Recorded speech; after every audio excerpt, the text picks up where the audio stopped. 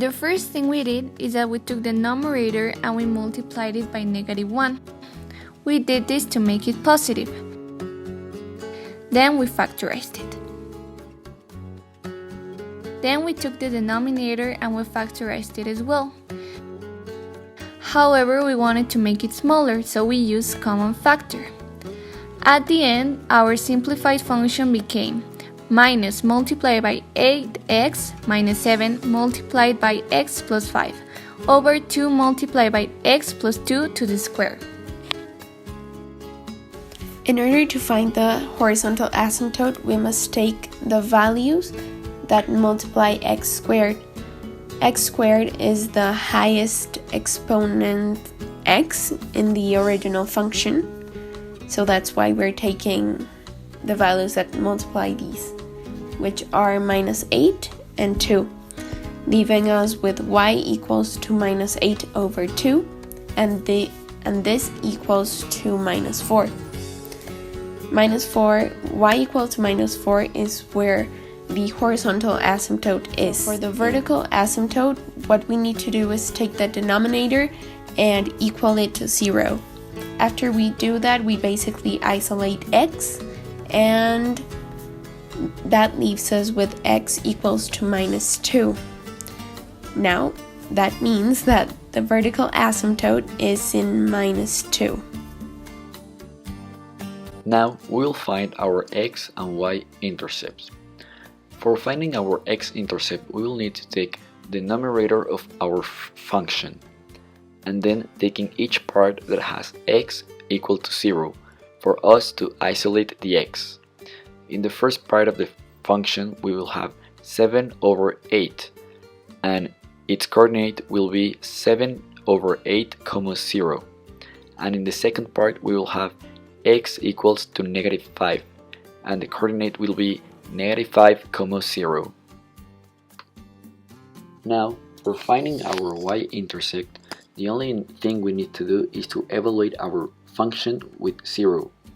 This process will give us our y-intercept, which be 35 over 8, and its coordinate will be 0, 35 over 8. First, we're going to graph the asymptotes. We're going to start with the vertical one, which has a value of -2. You locate -2 in the graph and you put a dotted line which crosses that point. After that, we are going to graph now the horizontal asymptote, which has a value of -4.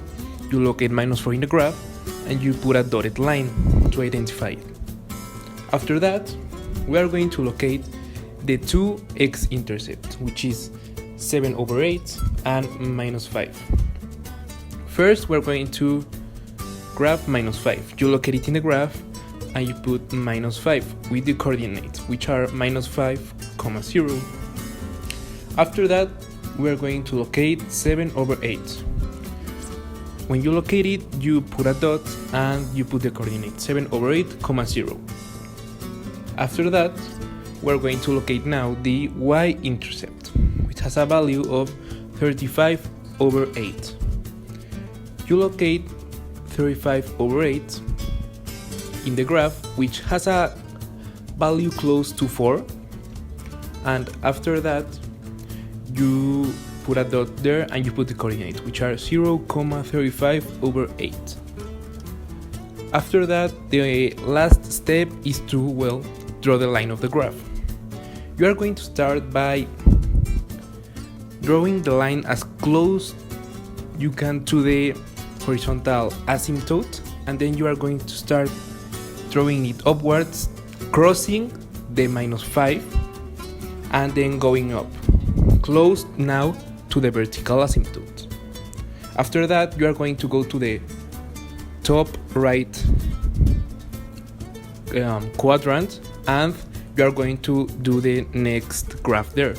You are going to start up first, going down close to the vertical asymptote, then touching the y-intercept, which is 35,8.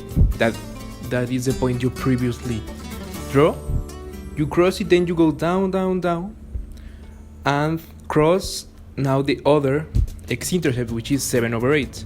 After you cross it, now you go down, start getting close to the horizontal asymptote, and keep going until there's no more space, and that's it. Now you have a perfect graph of the function. Sashay away.